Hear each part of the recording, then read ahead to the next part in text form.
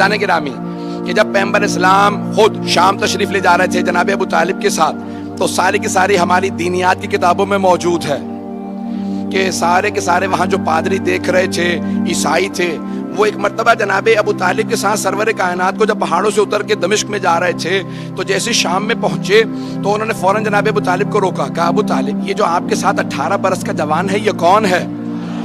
تو ان سب نے کہا یہ میرا بھتیجا، جناب ابو طالب نے ان سب سے کہا یہ میرا بھتیجا محمد مصطفیٰ ہے۔ تو کہا کہ ہم نے ان میں وہ صفات دیکھی ہیں جو ہماری انجیل میں پائی جاتی ہیں۔ تو جناب ابو طالب نے کہا تم بتاؤ تمہارے پاس کیا لکھا؟ کہا بھی ہم نے دیکھا جب یہ اتر رہے تھے نا تو درخت ان کے سامنے جھک رہے تھے، درخت ان کے سامنے جھک رہے تھے، محسوس یہ ہوتا تھا یہ سارے کے سارے پہاڑ ریزہ ریزہ ہو جائیں گے، سب چیزیں ان کے قدموں کے بوسے لے رہی تھی، اور یہ ساری کی ساری کائنات سے تسبیح کی آوازیں آ رہی تھی، لگتا ہے یہ وہ جو آخری نبی ہیں وہ یہی ہیں۔ عیسائی پادری دیکھے پہچان لے، اور جو آغوش میں پال رہے ہیں وہ نہیں پہچان رہے ہیں۔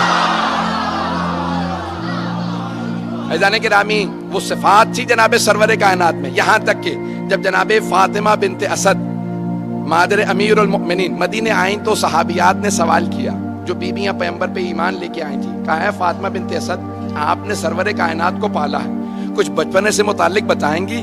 تو انہوں نے اتنے معجزات سنائے، میں صرف ایک معجزے کی طرف اشارہ کروں گا کہ دین حق کا جو پیشوا ہوگا اس میں صفات کیا ہونے چاہیے۔ تو کہا کہ رسول خدا کو بچپنے سے خرمے بہت پسند تھے، تو میں بہترین جو خرمے ہوتے تھے نا چن کے ان کے لیے رکھ دیتی تھی کہ جب گھر آئیں گے تو خرمے کھا لیں گے، کھجور کھا لیں گے۔ کہ ایک دن میری آنکھ لگ گئی، دوپہر کی گرمی تھی کیونکہ پیغمبر کو آنے میں دیر ہو گئی، تو جیسے ہی پیغمبر گھر آئے تو اچانک کچھ دیر بعد میری آنکھ کھلی، کہا رسول خدا کے آنے کا وقت ہو گیا، تو آپ نام لیتی تھی، کہا کہ بھی محمد کے آنے کا وقت ہو گیا۔ کہا میں اٹھی فوراً صحن میں گئی کہ میں خرمے جو پک جاتے تھے وہ گر جاتے تھے وہ جمع کر لوں اور دھو کے رکھ دوں۔ کہا جیسے میں اٹھی صحن میں گئی تو دیکھا کہ رسول خدا درخت کو اشارہ کر رہے ہیں کہ جھک جا، جیسے ہی وہ درخت جھکا تو آپ نے خرمے اتارے اور پھر کہا واپس چلا جا۔ توجہ توجہ۔ تو جناب فاطمہ بنت اسد نے کہا رسول خدا نے درخت کو اشارہ کیا، وہ جھک گیا، کہا پھر واپس چلا جا، واپس چلا گیا۔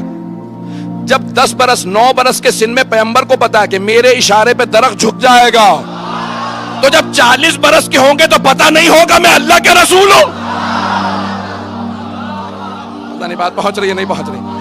عزیزان گرامی جب سب جانتے ہیں یہ عام ہستی نہیں ہے، بڑی بڑی ہستیاں گواہی دے رہی ہیں کہ سرور کائنات کے جسد مطہر کے اندر معجزات کو لکھا گیا ہے کہ وہ آخری نبی آئیں گے، ان میں کچھ صفات ہوں گی، ایسی صفات ہوں گی جو کسی اور میں نہیں تھی۔ جتنے معجزات اللہ نے سارے انبیاء کو دیے ہیں اس سے زیادہ معجزات سرور کائنات کو عطا کیے ہیں، اور ان معجزات سے پتہ چلے گا کہ یہ اللہ کے بھیجے ہوئے رسول ہیں۔ وہ معجزات بتائیں گے تو اب 24 معجزات جسد مطہر میں ہیں، رسول اسلام کے جسم مبارک میں ہیں۔ سننا چاہیں گے تو میں پڑھوں گا۔ جہاں سے بھی رسول خدا گزرتے تھے سر پہ ایک ابر رہتا تھا، ایک بادل رہتا تھا، کیونکہ خالق کو یہ برداشت نہیں تھا کہ ان کے سائے پہ کسی کے پاؤں آ جائے۔ پیغمبر اسلام سے متعلق 24 معجزات علماء نے درج کیے ہیں۔ پہلا، سر پہ ہمیشہ ابر رہتا تھا، ایک بادل رہتا تھا۔ دوسرا، قد آور سے قد آور آدمی جب پیغمبر کے سامنے آتا تو رسول اسلام سر سے لے کے گردن تک اونچے نظر آتے تھے۔ کوئی بھی بلند قامت سے بلند قامت آدمی پیغمبر کے سامنے آتا تو سر سے لے کے گردن تک چھوٹا نظر آتا تھا۔ پیغمبر بہت زیادہ لمبے نہیں تھے لیکن وہ آدمی پھر بھی چھوٹا نظر آتا تھا۔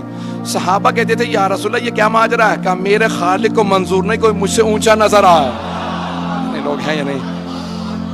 یہ دوسرا معجزہ بھی میں نے صرف پیش کیا ہے۔ تیسرا معجزہ علماء نے لکھا ہے، کہا کہ آپ کا جو پسینہ تھا اس سے خاص خوشبو آتی تھی جو نہ کسی گلاب میں تھی، نہ کسی پھول میں تھی، نہ کسی عطر میں تھی۔